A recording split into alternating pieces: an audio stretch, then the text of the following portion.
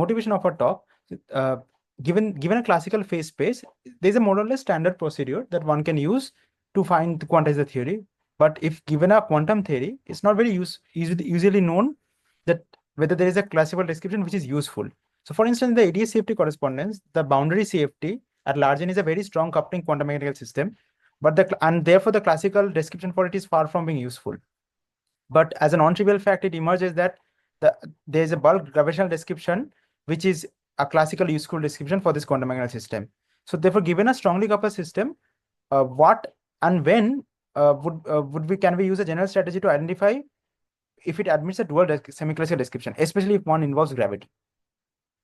So a related question has already been asked in quantum information theory, namely that if given a quantum circuit, is there a way that it admits a useful classical description? So it turns out that it can, if the output of the circuit can be efficiently described using a classical description which has an efficient classical algorithm. By efficient, we mean that the runtime of this algorithm should scale polynomially with the circuit. And a partial answer to this question is given by the introducing Wigner function.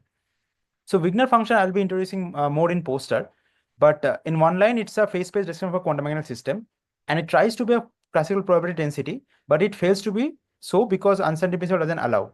Namely, that Wigner function develops negative region, and so it's a quasi-probability distribution. The only states which are everywhere positive are Gaussian states given by this particular form. So suppose we start with the Gaussian state and evolve with a quadratic Hamiltonian, then the form changes to this one.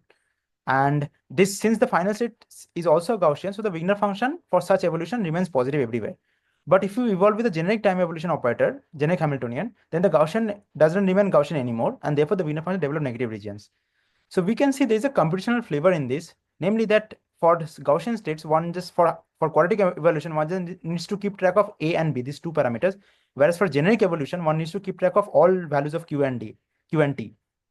So therefore, one can say that if a Wigner function develops negative region, if a positive Wigner function develops so, then it's a sign of computational complexity. And so the question posed before in context of quantum information is that if one finds a Wigner function representation of the quantum circuit, positive Wigner function representation, then it admits a useful classical description. And the moment non-zero negativity sets in, it slowly makes the usefulness of classical description redundant. So we make this plot of negativity in different bases. One is Krylov, which is there, which I'll explain in the poster, and the other is the generic coordinate basis. Two features we see is that this Krylov basis, the growth of negativity in this Krylov basis is slower, and also the negativity value is always less than any other basis. So this plot is for a chaotic Hamiltonian, which is the generic Gaussian orthogonal ensemble. Now, can we make this statement more precise and we prove this? And yes, we have done, which I'll show more in poster. But the statement of the claim is that in the Krylov basis, the negativity grows the minimum. So why is this interesting?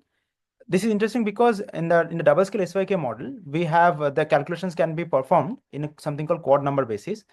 And this quad number turns out to be a natural generalization of the gravitational bulk wormhole length basis. Now, it can also be shown that this boundary quantum system chord length can be mapped one-to-one with the Krylov basis. So therefore, the dual wormhole length can be indexed by this same Krylov basis. And since we have shown that in the Krylov basis negativity is minimum, therefore we can say that gravity is almost like an efficient computer trying to simulate a quantum dynamics as efficiently as possible, classically efficient as possible. The other features are like features of chaos. We have been able to find analytical formula for the final saturation and the early time growth, and we also have some simulation for the in-between region. If anybody is interested, come to a poster for more.